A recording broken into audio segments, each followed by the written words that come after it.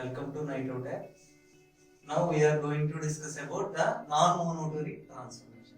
So already we have discussed transformation. Transformation means converting one random variable into another random variable. If the conversion is in one direction, that is either increasing or decreasing, then it is called as monotonic transformation. But if the transformation, that is for some values of x it is increasing and for some values of x it is decreasing, that is it is not in single direction, sometimes increasing, sometimes it is decreasing. So this type of transformation is called as non-monotonic transformation. So here we have considered some random example of transformation of x into y. So I have taken some points x1, x2, x3, so on. So here, so similar to derivation of the monotonically increasing and monotonically decreasing transformation, here also we are taking one point y0. So corresponding to this y0 we are getting x1, x2 and x3.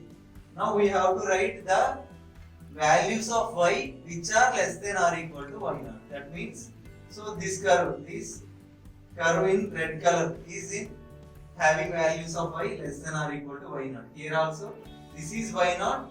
This red colored wave is having values of y less than or equal to y0.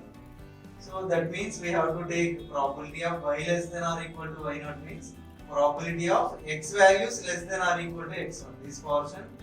Next, probability of x values greater than x2 and up to probability of x values less than or equal to x3. So from the waveform we have written the equation for y values less than or equal to y0. Corresponding values of x are x less than or equal to x1, this portion, and x greater than x2 but less than x3. So, but from monotonic transformation we have the equation density function of y is density function of x into modulus of dx by dy. Now we are applying this formula for this non-monotonic transformation by dividing this into segments. So up to x1, up to x2 and then x3. So it can be either increasing or decreasing. At x1 it can be either increasing or decreasing. So we can simply represent it by using modulus. So fi of y is fx of x1 into mod dx1 by dy. That means it can be either increasing or decreasing. So here we have taken modulus, so it can be either increasing or decreasing. Plus next point is at x2, so fx of x2 into, again it can be increasing or decreasing, so modulus of dx2 by dy plus at x3 fx of x3 into mod dx3 by dy plus, so on we can take any number of points on x-axis. So this is non-monotonic transformation. Now let us take one example of transforming a random variable. So here the example is a zero mean unity variance Gaussian random variable x is transformed to another random variable y, and the transformation is given as y is equal to e power x. So here random variable x is transformed to random variable y by using this equation y is equal to e power x. So here we have to find the probability density function of y.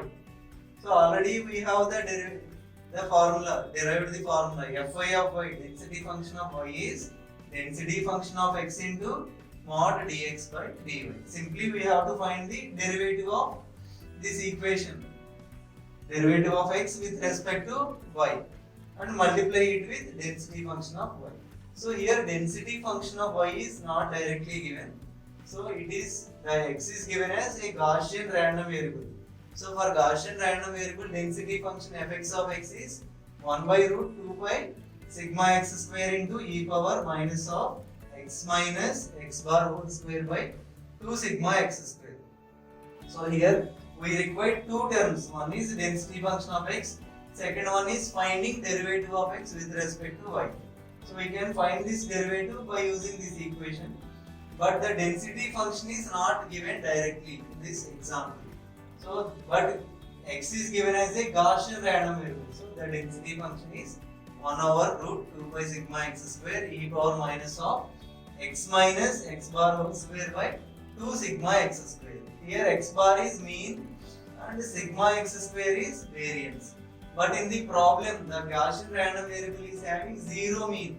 That means x bar value is 0 and having unity variance. That means sigma x square is 1. So replace here x bar with 0 and sigma x square with 1. We are left only with fx of x equal to 1 by root over 2 pi. Sigma x square is 1 into e power minus of x minus x bar value is 0. So x square by 2 into sigma x square value is 1. So this is the density function of x. So we got this density function. Now we have to find derivative of x with respect to y. So the equation is given as y is equal to e power x.